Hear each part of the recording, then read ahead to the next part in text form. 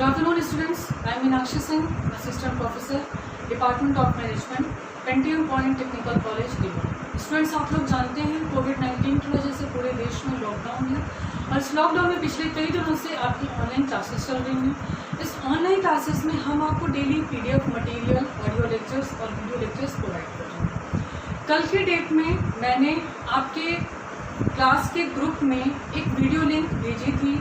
वो video link में हमारे कॉलेज के ऑनरेबल CMD सर का कोविड-19 से प्रोटेक्शन के लिए एक मैसेज था कि सोसाइटी के वेलफेयर के लिए हम कैसे काम करें, आप अपना कंट्रीब्यूशन कैसे दे सकते हैं। आपसे जितना हो सके दूसरों की मदद करिए, अपनी मदद करिए, अपने घर वालों की मदद करिए, सेफ रहिए और सुरक्षित रहिए। इसी के साथ आज का लेक्चर हम लोग स्टार्ट करते हैं। इंटरनेशनल मार्केटिंग का नेक्स्ट टॉपिक जो है role of price and non price factors in international marketing. International marketing में प्राइस और नॉन प्राइस फैक्टर्स का क्या रोल है, क्या भूमिका है।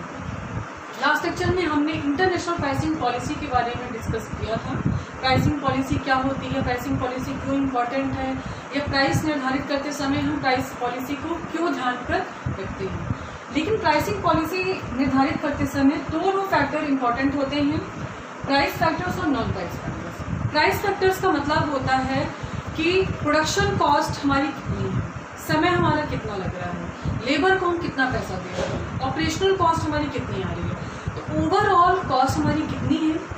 फिर उस प्रोडक्ट को हम कौन से देश में सेल करते हैं, वो कंट्री डेवलपिंग कंट्री में आती है कि डेवलप्ड कंट्री में आती है। डेवलपिंग कंट्री और डेवलप्ड कंट्री का भी काफ़ी ज़्यादा इम्पैक्ट पड़ता है। प्रोडक्ट की टेक्नोलॉजी उतनी इम्पॉर्टेंट हो जाती है या नहीं होती है, या जितनी दूर है शिपमेंट के द्वारा, ट्रांसपोर्टेशन फैसिलिटीज़ के द्वारा हम जब दूसरे देश में सामान लेकर जाते हैं तो हमारा कॉस्ट कितना ज़्यादा बढ़ता है या कम होता है। तो काफ़ी ज़्यादा फैक्टर्स पर डिपेंड करता है हमारा प्राइस फैक्टर। ठीक है, प्राइस फैक्टर का मतलब है कि हमारा टोटल कॉस्ट कितनी आ रही है, उसके हिसाब से हम हर अलग अलग देश के लिए अलग अलग प्राइस निर्धारित करते हैं। लेकिन ये प्राइस फैक्टर हमारे टोटल कॉस्ट ऑफ प्रोडक्शन पर ही डिपेंड करता है। आज हमको स्टडी करना है नॉन प्राइस फैक्टर्स पे, मतलब गैर मूल्य घटक, जिसमें हम केवल प्राइस पर ध्यान नहीं दे रहे हैं। तो प्राइस के अलावा और कौन से ऐसे फैक्टर्स हैं जिन पर ध्यान देने की ज़रूरत है जब हम अपने प्रोडक्ट के लिए प्राइस सेलेक्ट करते हैं। पहला है फेथ ऑन क्वालिटी। सबसे पहले जब हम प्रोडक्ट को बनाते हैं उसकी क्वालिटी अच्छी होनी चाहिए। जब हम अपने प्रोडक्ट में क्वालिटी अच्छी देंगे तो हमारा कस्टमर प्रोडक्ट की क्वालिटी पर विश्वास करेगा और आपके प्रोडक्ट को खरीदेगा।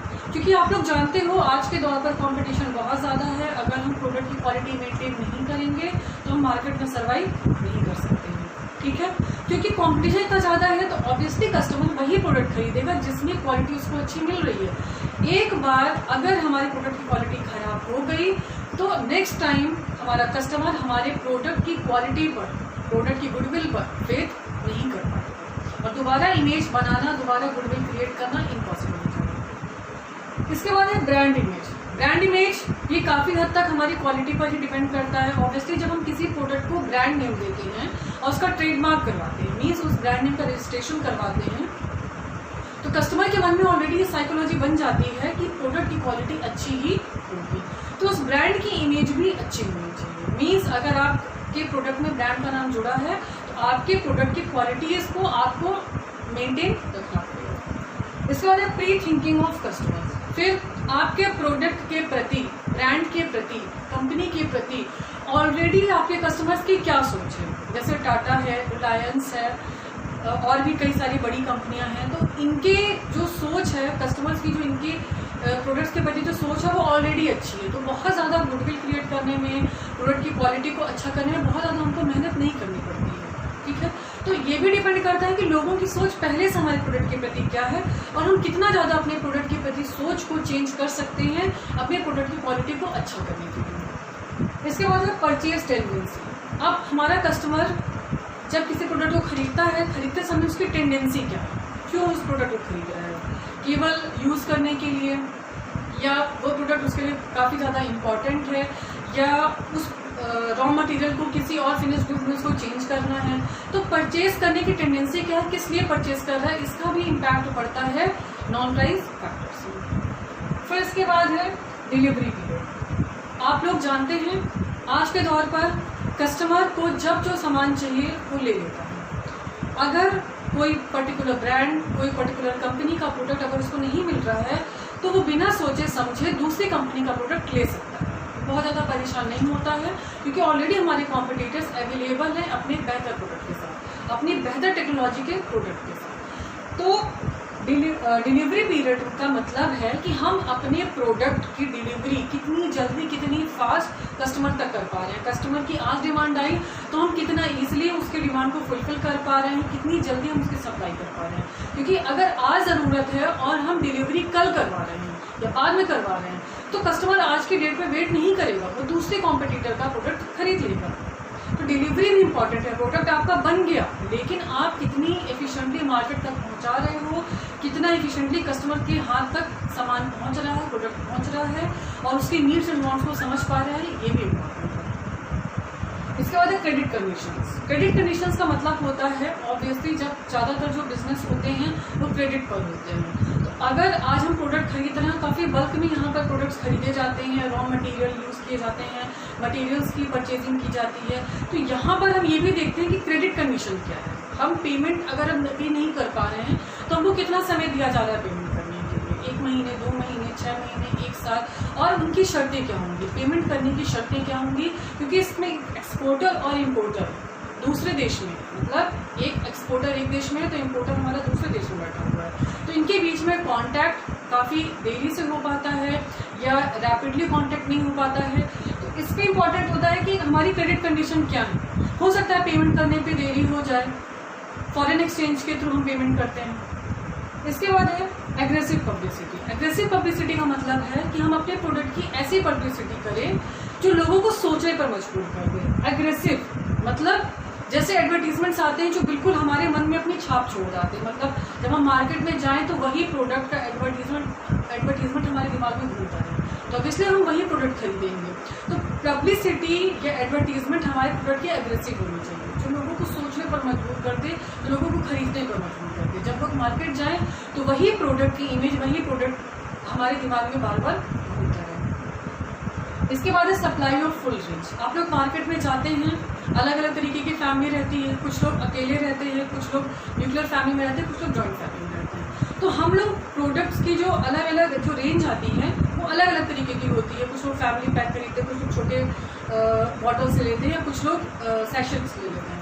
तो यहाँ पर है कि अगर हम अपने प्रोडक्ट को दे रहे हैं मार्केट में तो उसकी हर तरीके की रेंज अवेलेबल है, एक नॉर्मल रेंज में और एक हाई रेंज में, और हर प्रोडक्ट की अलग अलग साइजेस अवेलेबल होनी चाहिए। इसके बाद है pre and after sales service. मतलब आप अपने प्रोडक्ट को खरीदने से पहले क्या क्या सर्विसेज दे रहे हो, जैसे डेमो देना, आप लोग प्रोडक्ट को लेकर जाइए, यूज़ करिए, इस्तेमाल करिए, अगर नहीं पसंद आया तो पूरे पैसे वापस, पूरा प्रोडक्ट वापस कर दिया जाएगा या नया प्रोडक्ट आपको दिया जाएगा। और एक बार जब प्रोडक्ट सेल हो जाता है तो आफ्टर सेल सर्विसेज में आप उनको क्या सर्विसेज दे रहे हो, जैसे फ्री डिलीवरी, घर तक फ्री ऑफ कॉस्ट उनका सामान पहुंचाना, गारंटी देना, वारंटी देना, रिप्लेसमेंट की सुविधा देना, अगर साल भर या 6 महीने में कोई प्रोडक्ट आपका ख़राब हो जाता है तो आप क्या क्या सुविधाएं दे रहे हो। तो ये सारी चीज़ें भी इंपॉर्टेंट होती हैं प्रोडक्ट की मार्केटिंग के लिए, जो नॉन प्राइस फैक्टर्स में आती हैं। इसके बाद है arrangement for settlement of claims. अब यहाँ पर एक्सपोर्टर और इम्पोर्टर दोनों अलग अलग हैं। अगर एक्सपोर्टर इम्पोर्टर पर कोई दावा करता है, कोई क्लेम करता है, या इम्पोर्टर एक्सपोर्टर के ऊपर कोई दावा करता है, क्लेम करता है, तो वो कितनी जल्दी उन क्लेम्स को रिकवर कर पा रहे हैं, तो उसके लिए भी अरेंजमेंट होना चाहिए। अगर मान लीजिए एक्सपोर्टर ने कोई सामान दिया, यहाँ से सामान ठीक जा रहा है, और कल को इम्पोर्टर ने क्लेम कर दिया कि आपका सामान तो ख़राब था या पहले से खुला हुआ था, पैकेजिंग सही नहीं थी या लेबलिंग सही नहीं थी, तो ये सारे दावों को, क्लेम्स को रिकवर करने के लिए भी सुविधाएं होनी चाहिए, या उनका भी अरेंजमेंट हम पहले से ही कर रखते हैं। तो ये है हमारे प्राइस फैक्टर्स और नॉन प्राइस फैक्टर्स। जब हम अपने प्रोडक्ट की प्राइस निर्धारित करते हैं तो इन दोनों ही फैक्टर्स को बराबर से ध्यान दिया जाता है। अब इस बार हम बात करते हैं प्राइसिंग प्रोसेस की। जो मूल्यांकन की प्रक्रिया होती है वो किस तरीके से काम करती है।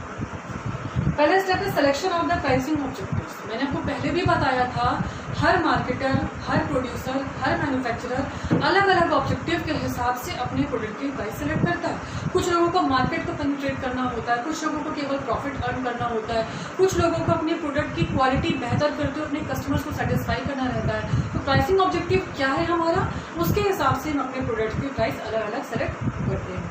इसके बाद है डिटर्मिनेशन ऑफ डिमांड। अब हम ये भी पता करें हमारे कॉम्पिटिटर्स कितने हैं और इस मार्केट में, पर्टिकुलर मार्केट में हमारे प्रोडक्ट की डिमांड कितनी ज़्यादा है, फिर वो डिमांड ऑलरेडी कितनी फुलफिल की जा रही है हमारे कॉम्पिटिटर्स के द्वारा, और हमारी मार्केट में क्या संभावनाएं हैं हमारे प्रोडक्ट्स के सर्व होने की। इसके बाद है एस्टिमेशन ऑफ कॉस्ट। फिर डिमांड हमने पता कर लिया, उसके साथ हमको सप्लाई करनी होती है, फिर प्रोडक्शन कॉस्ट हमारा कितना है, कितनी बेहतर टेक्नोलॉजी हम यूज़ कर रहे हैं, तो ये सारी चीज़ें इंपॉर्टेंट होती हैं कॉस्ट को डिटरमाइन करने के लिए।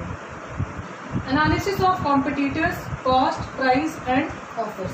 फिर हम ये भी देखते हैं कि हमारा जो प्रतिद्वंदी है, कॉम्पिटिटर है, वो अपने प्रोडक्ट को किस कॉस्ट में सेल कर रहा है, कॉस्ट उसकी कितनी आ रही, लागत कितनी आ रही बनाने की, किस प्राइस में वो मार्केट में सेल कर रहा है, और वो प्रोडक्ट को सेल करने के लिए कितने सारे ऑफर्स या कौन कौन से ऑफर्स दे रहा है अपने कस्टमर्स को प्रोडक्ट को परचेज करने के लिए। इसके बाद है selection of a pricing method. फिर ये सारी चीज़ें एनालिसिस करने के बाद हम अपने प्रोडक्ट को सेल करने के लिए प्राइसिंग मेथड को सिलेक्ट करते हैं, जो दो तरीके की होती हैं, एक कॉस्ट ओरिएंटेड और एक मार्केट ओरिएंटेड। जिस पर कॉस्ट ओरिएंटेड में केवल हम कॉस्ट पर ध्यान देंगे कि हमारी कॉस्ट कितनी है, उसके आधार पर हम अपने प्रोडक्ट के प्राइस सेलेक्ट करते हैं, और यहाँ पर हम मार्केट के हिसाब से सेलेक्ट करते हैं। इन दोनों प्राइसिंग मेथड के बारे में हम नेक्स्ट लेक्चर में डिटेल में डिस्कस करेंगे। That's all about today. I hope आज का लेक्चर आपको समझ में आया होगा। Thank you.